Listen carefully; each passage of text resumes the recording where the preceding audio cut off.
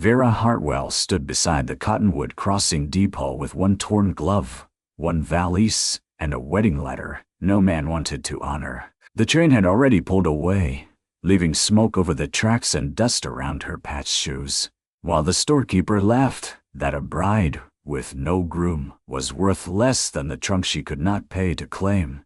Across the street, James Lowe had ridden in for flour, coffee, and horseshoe nails, counting coins meant to keep his poor ranch alive through another hard week. He had no room for trouble and no heart left for love. But when Vera lifted her chin instead of begging, something in him stopped running from grief. Before this frontier story unfolds, comment the country you are watching from. If you believe one kind cowboy can change a forgotten woman's life, subscribe so you do not miss the next romance. The first thing James Lowe noticed was not Vera Hartwell's face.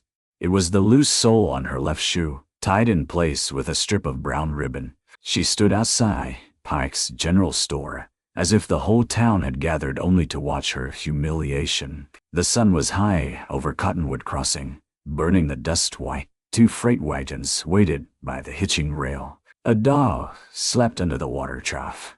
Somewhere down the street, a church bell rang, once for noon, then went quiet. Vera held a folded letter in both hands. Her fingers were stiff from gripping it. Harlan Pike, the storekeeper, stood on the boardwalk with her trunk behind him and a ledger tucked beneath his arm. He had a red face, a hard mouth, and the kind of smile that showed no kindness. "I don't care what paper you carry," Pike said loudly enough for the barbershop and feed stable to hear. "Gideon Voss paid me to receive one respectable bride from St. Louis. That man is gone now, and you still owe freight, storage, and telegram charges." A woman near the millinery shop whispered. "A woman," another answered. "Oh, clever thing." Maybe she knew the groom was dead and came anyway. Vera's chin lifted, but her eyes shone. "I did not know," she said. "Mr. Voss wrote to me himself. He asked me to come. His last letter said he would meet the Friday train." "Well, he met the fever instead," Pike replied. "Buried Tuesday. That leaves you with no husband, no claim, and no money." A few men chuckled, not because it was funny, but because shame passed easily from one mouth to another when no one wanted to carry it alone. James stood in the store doorway with a sack of flour over one shoulder and a papered twist of coffee in his coat pocket.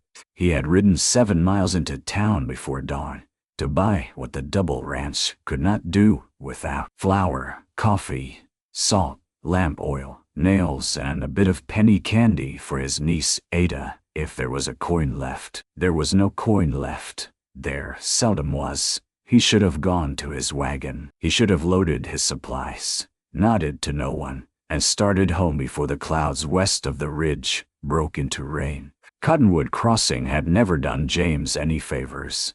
It had watched his wife Ruth's coffin pass 3 years ago. It had watched his brother and sister-in-law die of fever the year after, leaving Ada in his arms. It had watched the Double L shrink from promise to burden, but Vera Hartwell did not weep. That was what held him. The woman's dress was travel-worn gray, not fine, not ragged, just carefully mended. Her hat brim had bent in the rain somewhere east of town. A small bruise darkened one wrist, half hidden by lace. She was young, but not girlish.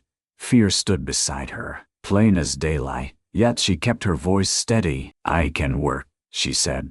"If Mr. Voss is dead, I am sorry for him, truly. But my trunk holds my sewing things and my papers. Let me take employment and pay you in time." Pike slapped his ledger shut. Employment? Who hires a stranded mail-order bride? With rumors arriving before her, Vera went still. James saw it then. Not fear, recognition.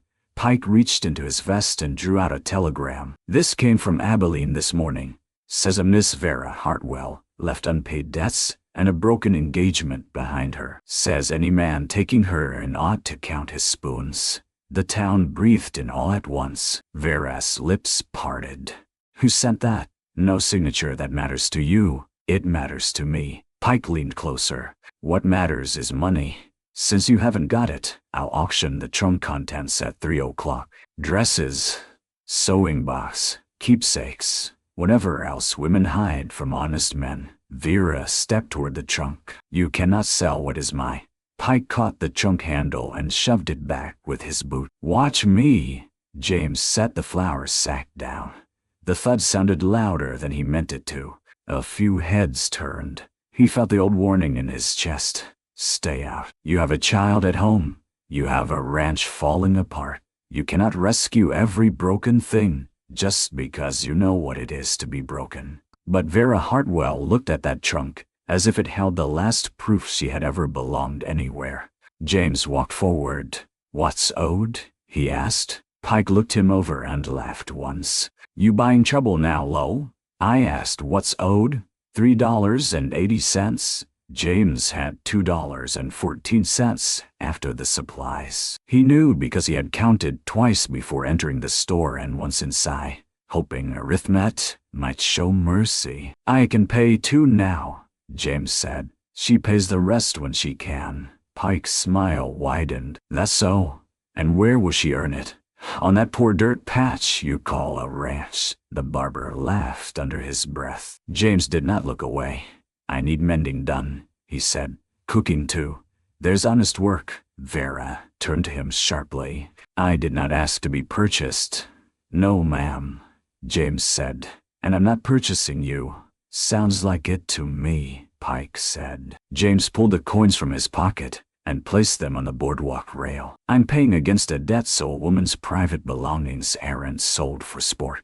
Vera stared at the coins, then at him. There was no gratitude in her face yet, only suspicion and my pride, wounded too deep to accept rescue cleanly. I can repay you, she said. I expect you will. That answer seemed to steady her. Pike scooped up the coins but did not move the trunk. Balance remains. Trunk stays until paid. James' jaw tightened. He needed those coins. He needed every nail in that paper sack. But he had already stepped in, and there was no stepping halfway back without leaving her worse than before. Then I'll take the lady to my wagon, he said. You'll keep that trunk locked and untouched, Pike shrugged.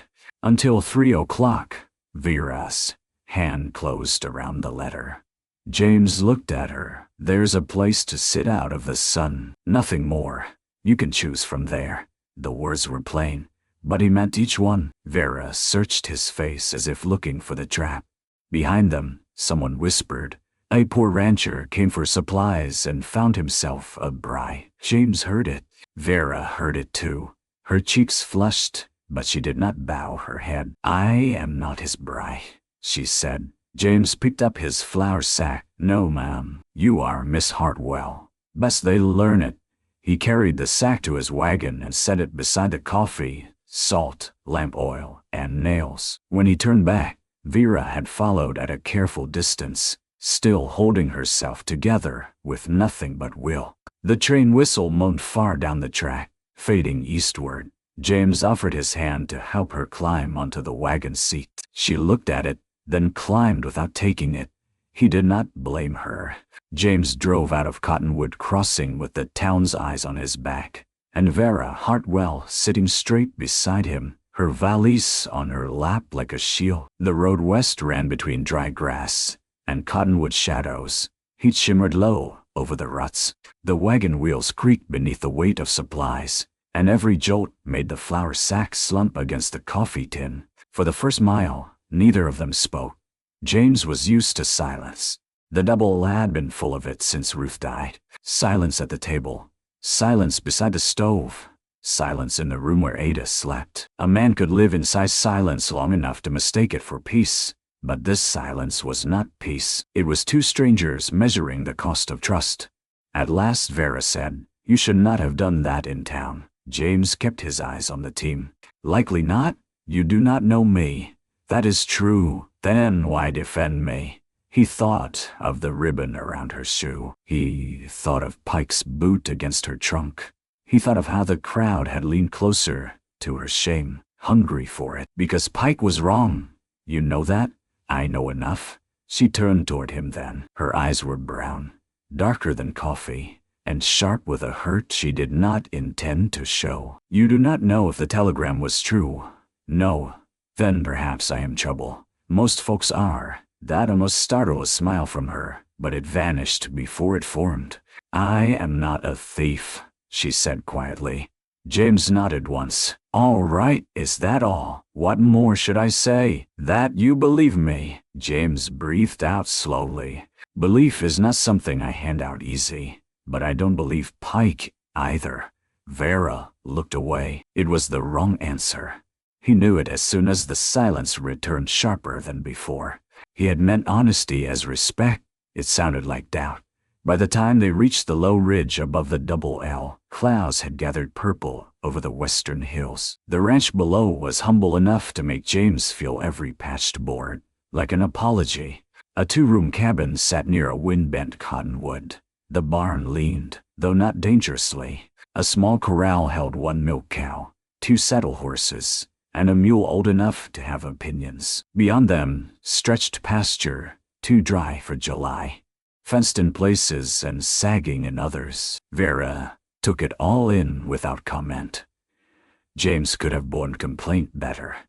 A small girl burst from the cabin before the wagon stopped. She was 6 years old, thin as a willow switch, with dark braids and bare feet. "Uncle James." James' face changed before he could stop it. Ada Lowe ran to the wagon, then slowed when she saw Vera. "Oh," Ada said. James climbed down. "Miss Hartwell, this is Ada. My niece." Vera's expression softened. "Good afternoon, Ada." Ada hid partly behind James' leg. "Are you the penny candy for the first time?" Vera smiled. James closed his eyes briefly. He had forgotten the candy. "No, sweetheart," he said. "I'm sorry." Ada tried to be brave about it. "That's all right." Vera opened her valise and drew out a small paper packet, folded and refolded. She hesitated only a second before offering it. "I have sugared violets from St. Louis. They are a little crushed." Ada looked up at James for permission. He nodded. The child took one and held it as if it were treasure. "It tastes like a flower." "It is a flower," Vera said. Ada's eyes widened. James felt something twist in his chest. He had not brought candy, but the stranded woman with nothing had brought sweetness. Rain began before dusk. James showed Vera the cabin, then immediately regretted the meanness of its size. The front room held a table, stove, washstand, and 2 chairs. The back room had one narrow bed, where Ada slept, and one larger bed behind a curtain, where James had not slept well in years. A shelf held tin plates. A peg held Ruth's old shawl, though James never touched it. Vera stood just inside the door, dripping rain from her hat. "I have a blanket in the barn loft," James said. "It's dry." Her face closed. He heard himself too late. "I see," she said. "No." He set the lamp down hard. "I mean for me." She looked at him. James removed his hat. "You and Ada take the cabin. I'll sleep in the barn. You need not surrender your house." "It's not surrender. What is it?" He struggled with the answer. He was not good with gentle words. Ruth had understood him without many. Ada forgave him without any, but Vera Hartwell had no reason to do either. "It's propriety," he said, "and safety. Yours." Her shoulders eased, but only slightly. Ada tugged Vera's sleeve. "The roof leaks by the stove. You can put the pan under it." James looked at the ceiling, embarrassed. "I was fixing it next week." Vera set down her valise, removed her hat, and placed the pan under the drip before anyone asked. "I can cook," she said. "I can mend. I can scrub, milk, sew, and keep accounts. I will work for wages until I repay you and recover my trunk." James nodded. "Fair. What wages?" He named an amount too small and hated himself for it. She heard the shame beneath it, plus room and board, SAS, and written record. James looked up. "For both our protection," she said. He found paper in the drawer and wrote the agreement by lamplight. While rain ticked against the window, his handwriting was rough. Hers, when she signed beneath him, was elegant but firm. Vera Hartwell, James Lowe. No promises beyond work, no claims, no romance, no rescue she had not chosen. Still, when James carried his bedroll to the barn that night, he looked back once through the rain. Vera stood in the cabin doorway with the lamplight behind her, one hand resting on Ada's shoulder for a breath. The poor ranch did not look quite so empty. The first week Vera lived at the Double L. She repaired more than James expected and trusted less than Ada hoped. She rose before dawn, though no one asked her to. By the time James came in for milking, coffee steamed on the stove and biscuits browned in the pan. The roof still leaked, the floorboards still complained, and the wind still found every crack in the cabin walls. But the room smelled of warmth. Ada followed Vera everywhere. She watched Vera knead dough. She watched Vera patch James' work shirt. She watched Vera turn worn flour sacks into curtains and tie them back with bits of the same brown ribbon that had once held her shoe together. "Were you truly going to marry a man you never met?" Ada asked one morning. James looked up from the harness he was mending. Vera did not flinch. "Ah, yes. Why? Because sometimes a woman must choose between a frightening road and no road at all." Ada thought about that. "Uncle James says horses feel better if they can see the gate." Vera glanced at James. "Your uncle is right."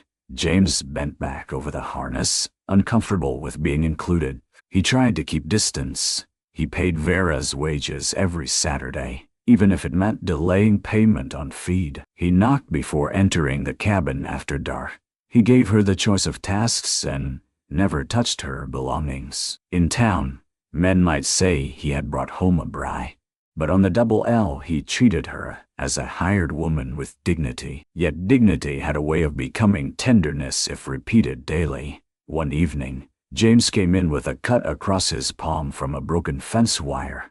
Vera took one look, set water to boil, and pointed to the chair. "Zeets, it's nothing. Then it will cost you nothing to sit." Ada giggled. James sat. Vera cleaned the cut with steady hands. He watched the concentration in her face and noticed a faint scar near her temple, half hidden by hair. It looked old but not forgotten. "Does it hurt?" she asked. "No, that means yes, but you are stubborn." Ada nodded solemnly. "He is." James almost smiled. Vera wrapped his hand in clean cloth. Her fingers brushed his wrist only once, but the touch traveled farther than it should have. He pulled back gently, not because he disliked it, but because he did. Vera saw. Her face changed.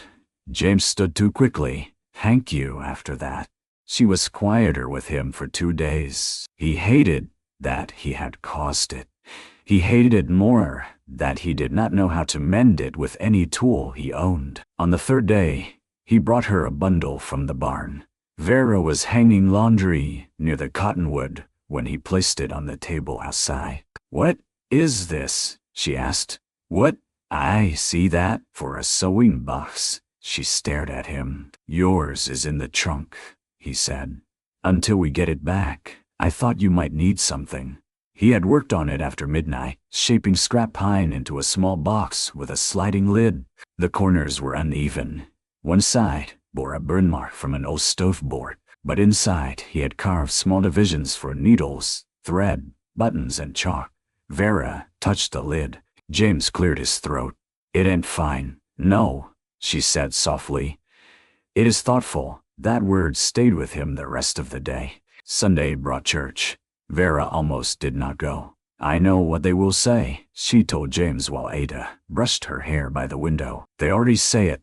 That does not comfort me." "No." He held his hat in both hands. "But if you want to go, you won't walk in alone." She studied him. "And if I do not want to go, then Ada and I won't go either." Ada's eyes widened. Church meant hymns, company, and sometimes molasses cake. Vera looked at the child, then at James. "We will go." Cottonwood Crossing's little white church smelled of dust, pine benches, and lavender sachets. Conversations faded when James entered with Ada on one side and Vera on the other. He felt the eyes. He had expected them. Vera's hand tightened around her worn hymn book, but she kept walking. They sat near the back. During the second hymn, Vera sang. Her voice was low, not trained for performance, but clear enough to quiet the row ahead of them. James did not know the song had beauty left in it until he heard it through her. After service, Mrs. Pike approached with a smile too sweet to be real. "Miss Hartwell, how brave of you to show your face." James stepped forward before thinking. Vera's hand moved slightly, stopping him. "Yes," Vera said. "It is brave." Mrs. Pike blinked. Vera continued, "Calm and steady. I hope it becomes easier with practice." Ada looked up at her as if she had just seen a queen. James carried that moment home like a lantern. "The next week, Vera has to go to town. I need thread, starch, and to ask for sewing work," she said. "If women here need hems or morning dresses altered, I can earn faster." James did not like it. He liked Pike less, but he had promised choice. "I'll drive you. I can walk from the crossing. It's 7 miles. I have walked farther. I don't doubt it." "I'm still driving." She looked ready to argue, then seemed to understand. He was not saying she was weak. He was saying she should not have to prove strength by suffering. So they went. Pike refused her credit. Mrs. Bell from the boarding house gave her 2 aprons to mend. The undertaker's wife asked quietly about altering a black dress. By afternoon, Vera had 6 small jobs and 3 insults behind her. At the wagon, James saw Pike's clerk smirking as Vera passed. "Mail order bride still on trial," the clerk said. Vera's face tightened, but she kept walking. James stopped. "Say it again." The clerk paled. Vera turned back. "Mr. Lowe." James did not raise his voice. "No woman working honest deserves your mouth on her name." The street went quiet. The clerk muttered an apology. As they rode home, Vera said, "You did not have to do that. I know I could have answered." "I know that too." She watched him for a long moment. "Then why?" "Because you shouldn't have to answer every stone thrown at you." That time, she did smile. It was small. It was tired. It was not yet love, but it was trust beginning to breathe. The past rode into Cottonwood Crossing on a black horse, with silver tack, and a smile polished for witnesses. His name was Silas Crane. James first saw him outside Pike's store on a Wednesday afternoon. Vera had gone inside to deliver mended curtains. James waited by the wagon with Ada, who was trying to decide whether a cloud looked more like a bear or a biscuit. Then the black horse came down the street. Silas was dressed too well for the dust. His coat was dark broadcloth. His boots were new. His hat was shaped like a man who had looked in many mirrors. He dismounted in front of Pike's store and spoke to Harlan Pike, as if they had expected each other. James' hand tightened on the reins. Vera stepped out of the store, carrying a small paper parcel of thread. The parcel fell from her hand. Silas removed his hat. Vera. James had seen fear on her face before, but never like this. This was not fear of hunger, gossip, or loneliness. This was fear with memory inside it. Ada whispered, "Uncle James." James lifted her into the wagon bed. "Stay there." Silas walked toward Vera slowly, making a performance of gentleness. "You gave us all such a fright," he said, running off, leaving debts, forcing me to follow. Vera's voice was barely audible. "I owe you nothing. Now, that is not how your aunt tells it. My aunt was afraid of you," he smiled. "Your aunt is sensible." Pike stepped onto the boardwalk, eager as a crow. "This, the man from the telegram." Silas inclined his head. "I sent warning as a kindness. Miss Hartwell is not wicked, only confused. She was promised to me before she answered that bride advertisement." Grief over her father made her unstable. Vera went white. James came to stand beside her. "Careful." Silas looked him over. And you are James Lowe. Ah, the poor rancher. His smile sharpened. The one who took her in. Generous or hopeful. James said nothing. Silas turned back to Vera. Come now. I have paid your remaining freight. Your trunk is mine to manage until your affairs are settled. We can leave quietly. Vera found her voice. I will not go with you. Because of him. Silas nodded toward James. Vera, this man cannot feed you. Look at his cuffs. Look at his wagon. Do you think poverty becomes romance if you call it kindness? The words struck closer than James wanted them to. Vera took one step forward. I would rather eat dry bread in a house where I am respected than sit at a rich table where every bite is owned. Silas' face changed for a breath. The polish cracked. You always did have a talent for making defiance sound noble, he said. James moved between them. She answered you. Silas' eyes cool. This is not your concern. It became mine when you cornered her. The street watched. James could feel every gaze. He could also feel Vera trembling beside him, though she stood straight. Silas laughed lightly. I have legal papers in Abilene. Bring them. I will. Until then, stay away from the double L. Silas leaned closer. Can you afford to make enemies, Mr. Lowe? James thought of his empty feed bin, his unpaid note, Ada's winter coat outgrown at the sleeves. No, he could not afford it. He made one anyway. Yes, he said. That evening, Vera did not come to supper until Ada had nearly fallen asleep over her plate. When she entered, her face was washed clean, her hair braided, her expression composed. I should leave, she said. James set down his fork. Ada woke fully. No, Vera looked at the child and nearly broke. I bring danger here, James said. Danger came on its own horse. Because of me, because of him. She stood by the stove, twisting her hands. Silas Crane courted me after my father died. At first he was kind. He helped with accounts at the sewing shop, Anno. Then he changed the locks, spoke for me, decided who I could see. When I refused to marry him, he told customers I stole from them. My aunt begged me to give in. I answered Mr. Voss's advertisement because I thought a town far away might be safer than a familiar cage. James listened without moving. Vera's voice dropped. The bruise on my wrist was from the day I left. He caught me at the boarding house. I struck him with my valise and ran for the train. Ada slid from her chair and went to Vera, wrapping both arms around her waist. Vera closed her eyes.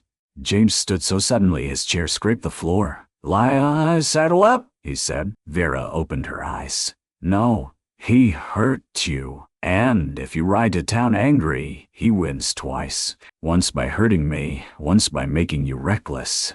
James stopped at the door, breathing hard. There had been a time when anger was easier than grief. After Ruth died, he had wanted to fight the doctor who came too late, the banker who still wanted payment, the fever, the sky, God himself. But there was no man big enough to strike for the emptiness left behind. Vera seemed to see some of that. James, she said softly. Who was Ruth? The name moved through the room like a match struck in darkness. Ada looked down. James turned back. My wife, he said. Vera did not speak. She died 3 years ago, James continued. Fever took hold fast. I had no money for the doctor's advance fee. By the time he came anyway, she was too far gone. His voice roughened. She was carrying our child. Vera's hand went to her mouth. I buried them both before harvest, James said. Then my brother and his wife died the next spring. Ada came here. I kept breathing because she needed someone to put wood in the stove. Ada began to cry silently. James crossed to her at once and knelt. I'm sorry, sweetheart. She climbed into his arms. Vera watched them, and the wall between guest and family thinned in the lamplight. Later, after Ada slept, Vera found James on the porch. Prairie wind moved through the dry grass. The barn lantern swung from its nail. I am sorry about Ruth, Vera said. James nodded. I I'm sorry. You were made to believe poverty is the same as failure. He looked at her then. She stood wrapped in Ruth's old shawl. He had not seen anyone wear it in 3 years. He should have felt pain. He did. But not only pain. Vera, he said, I don't know how to care for someone without fearing the cost. She looked across the dark yard. I don't know how to be cared for without searching for the chain. The truth of it stood between them. Not a confession, not a promise, a turning. Silas Crane made his move on Saturday, when the whole town gathered for the church harvest auction. It was meant to raise money for a new school stove. Women brought pies, quilts, preserves, and knitted stockings. Men brought harness repairs, cordwood, and promises of labor. Children ran between wagons with sticky fingers and bright faces. Vera had almost stayed home. James did not tell her what to do. He only hitched the wagon and waited. At last she came from the cabin in her gray dress, newly pressed, with her hair pinned beneath her mended hat. Around her neck, she wore a small brass locket James had seen only once before. Ada held her hand proudly. I will not hide while he speaks, Vera said. James nodded. Then we went high for a while. The afternoon passed gently enough. Vera's stitched handkerchiefs sold quickly. Mrs. Bell praised her buttonholes. Ada won a molasses cookie in a guessing game and shared half with Vera. James bid 2 hours of fence repair and was surprised when 3 farmers competed for it. Then Harlan Pike climbed onto the church steps with Vera's trunk beside him. James felt Vera go rigid. Pike cleared his throat. Next item, unclaimed trunk contents, held against debt and legal dispute. Vera stepped forward. That trunk is not for auction. Silas appeared beside Pike, holding papers tied with blue ribbon. A murmur spread. Silas raised one hand. Friends, forgive the unpleasantness. I have tried to handle this privately. Miss Hartwell is under obligation to return east and answer charges regarding stolen funds from her late father's shop. Until then, her belongings are security. That is a lie, Vera said.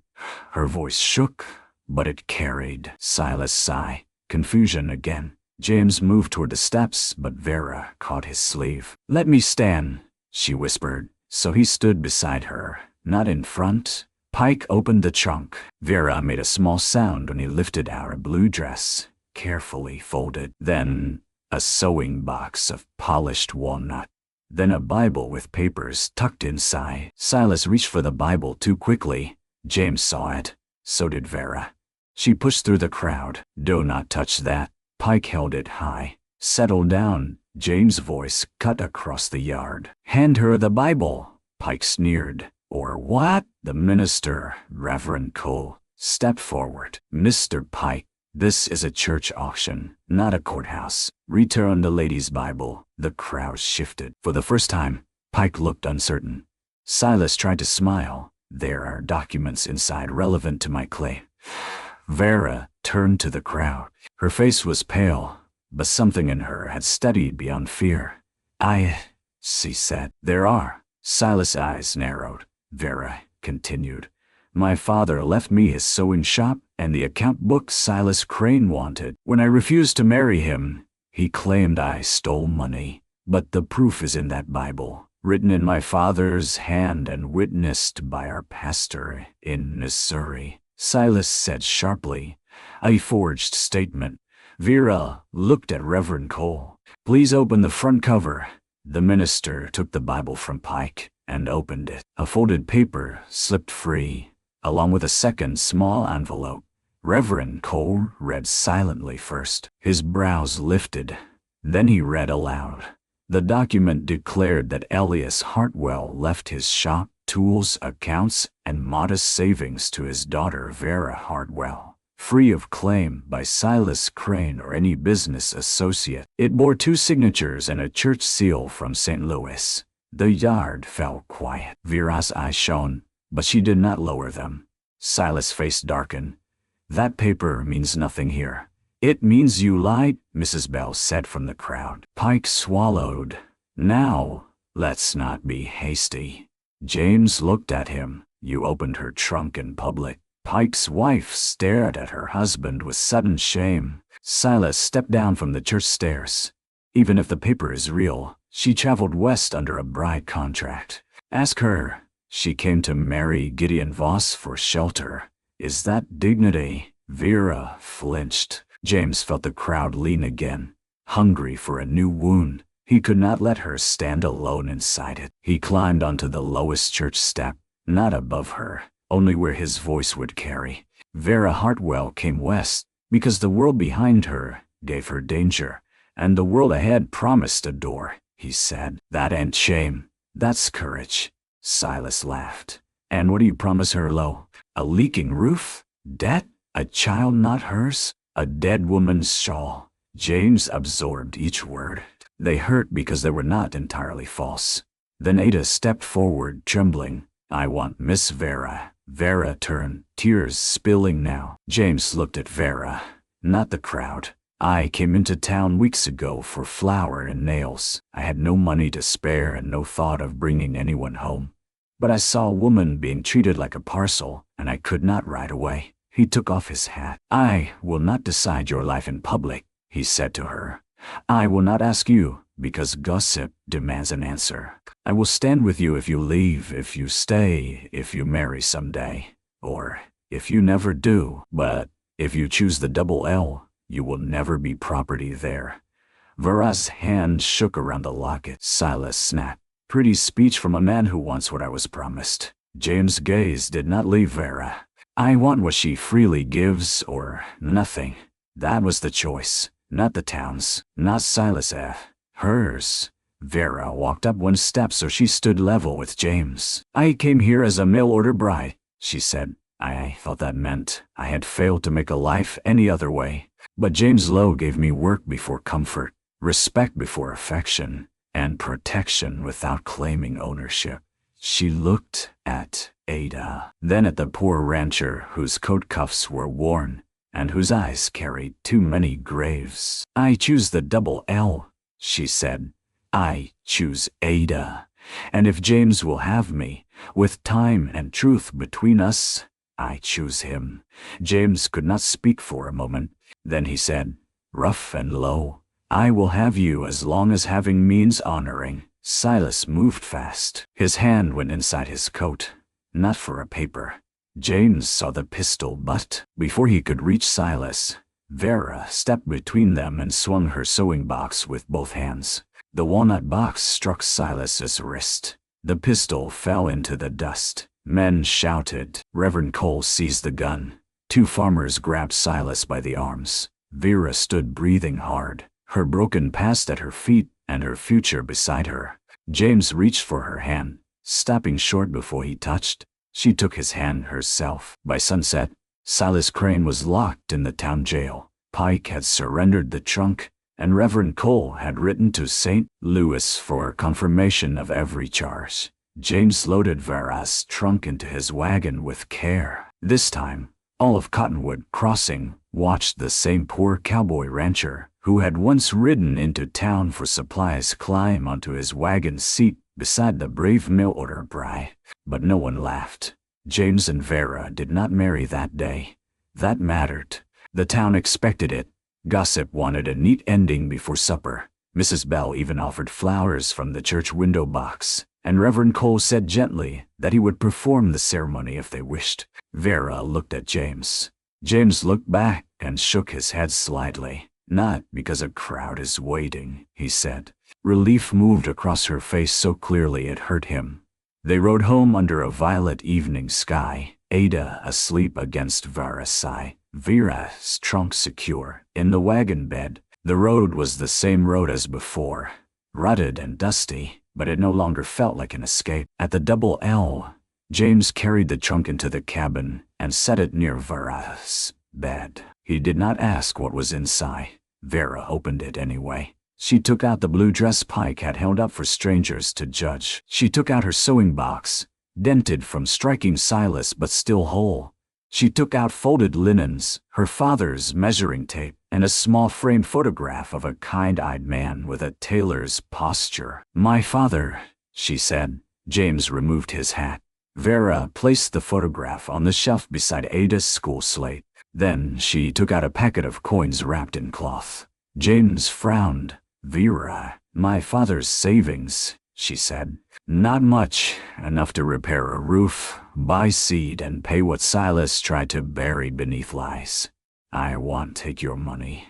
I am not offering it as payment for myself. I know. Do you?" Her voice was gentle but firm. "James, respect also means letting me give. Not because I owe you, because I belong to my own choices." He looked at the leaking roof, the patched walls, the table where she had fed them, the child who had begun to laugh again. Then he nodded. "Then we make a ledger," he said. "Your share written plain." Vera smiled. "Plain is good." The weeks that followed did what dramatic days could not. They made love ordinary enough to trust. James repaired the roof with shingles bought partly from Vera's savings and partly from extra work. He did mending fences for neighbors. Vera kept accounts at the kitchen table, her handwriting turning the double L from a failing place into a fighting one. Ada started lessons in the evenings, sounding out words while Vera sewed. James whittled kindling by the stove. Pike came one morning in a wagon, his hat in his hands. James met him at the yard gate. "I came to speak to Miss Hartwell," Pike said. "Mrs. Hartwell," James replied, though no wedding had happened yet. "Until she says otherwise, her name is her own." Pike swallowed. "Right." Vera came from the cabin with Ada behind her. Pike could barely meet her eyes. "I was wrong. Worse than wrong. I let a man's telegram and my own pride make me cruel. Your trunk should never have been touched. I apologize." Vera studied him. "Do you apologize because the town knows the truth, or because you do?" Pike reddened. His wife, sitting in the wagon, answered before he could. "Because I made him practice until he did." Ada covered a giggle. Pike held out a parcel. Thread, starch, coffee, paid for, no debt. Vera accepted the parcel after a pause. I accept the apology. I will remember the lesson longer." Pike nodded, humbled enough not to argue. When he left, James said, "You were kinder than he earned." "No," Vera said. "I was exactly as kind as I chose to be." The official letter from St. Louis arrived in October. It confirmed Vera's inheritance, Silas' false claims, and 2 witnesses willing to testify if needed. Silas, facing charges in Cottonwood Crossing and back east, no longer had the polished look of a man who owned every room he entered. On the day the letter came, James found Vera in the barn loft, sitting where he had slept during her first nights at the ranch. "You all right?" he asked. She held the letter in her lap. "For so long I thought truth would make me feel safe. It helps, but it does not erase everything. No." She looked at the blanket folded near the wall. "I thought you put me in the cabin because you pitied me. I put you there because I knew what it was to need one place. No one could enter without permission." Vera's eyes softened. "You understood before I trusted you. Not enough to begin." Rain tapped the barn roof, gentle now. Nothing like the storm of her first night. James sat beside her, leaving space between them. "I loved Ruth," he said. "I think part of me believed loving anyone after her would steal something from her grave." Vera listened. "But grief is not a house," he continued.